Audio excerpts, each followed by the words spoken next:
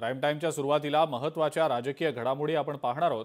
मंत्री आशिष शेलारांनी आज पत्रकार परिषद घेत महाविकास आघाडीवर गंभीर आरोप केले।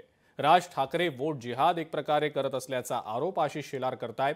गळा मतचोरीचा पण पुळका वोट जिहादचा अशी टीका त्यांनी यावेळेला महाविकास आघाडीवर केलेली आहे। दुबार मतदार यादीत ठाकरेंना मराठी आणि हिंदूच दिसतात का असा सवाल विचारत इतर धर्मीय दुबार मतदारांची अख्खी यादीच शेलारांनी वाचून दाखवली।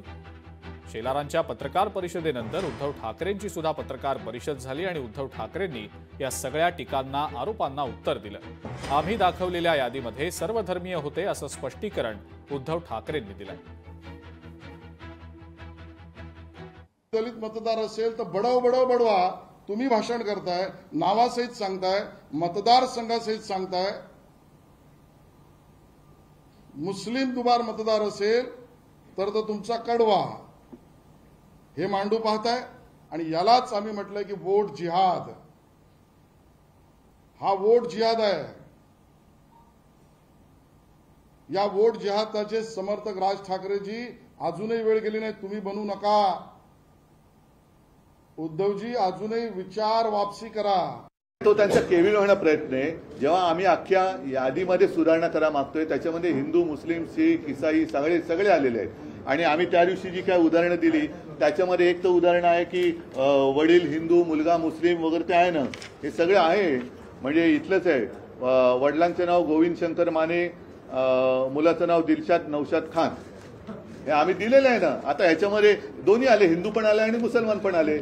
आशिष शेलारांना केवळ त्यामध्ये धर्म का दिसला? मग मी शोधलेलं आहे बघा, जिगर महेंद्र शाह। हा जिगर महेंद्र शहाचं नाव हे 2 वेळा नोंदवलं गेलेलं आहे। या जिगर महेंद्र शहाला एकदा पुरुष दाखवले, एकदा महिला दाखवले, एकाच पानावर त्याचं 2 वेळा नाव आहे, फोटो पण सेम आहे। मग तो शाह आहे म्हणून तुम्हाला खुपसला नाही का? हा प्रश्न मी तुम्हाला विचारला तर चालेल का? माझा अजून एक प्रश्न आहे, काय तुम्ही आडनाव बघून आशिष शेलार त्यावर आक्षेप घेतात का? आम्ही तर आडनाव बघून आक्षेप घेतला नव्हता, तुम्ही आडनाव बघून आक्षेप घेतला। तुम्हाला वांद्र्यातले मुस्लिम खुपसले, वांद्र्यातला शाह तुम्हाला खुपसला नाही। याच्यामध्ये अनेक पटेल आहेत, अनेक शर्मा आहेत, ते तुम्हाला खुपसले नाही। हे बायांना जिहाद दिसतो, लव जिहाद दिसतो, ओट जिहाद दिसतो। कसला जिहाद याच्यामध्ये? राज ठाकरे तुमची भूमिका घेत होते तेव्हा फार छान वाटत होतं, आता राज ठाकरे बोलतात आता ओट जिहादी झाले का? ते आता ओट जिहादी झाले ते? आपण भारतीय जनता पार्टीच्या भूमिका ह्या कुठेही सातत्यानं बदलत असतात।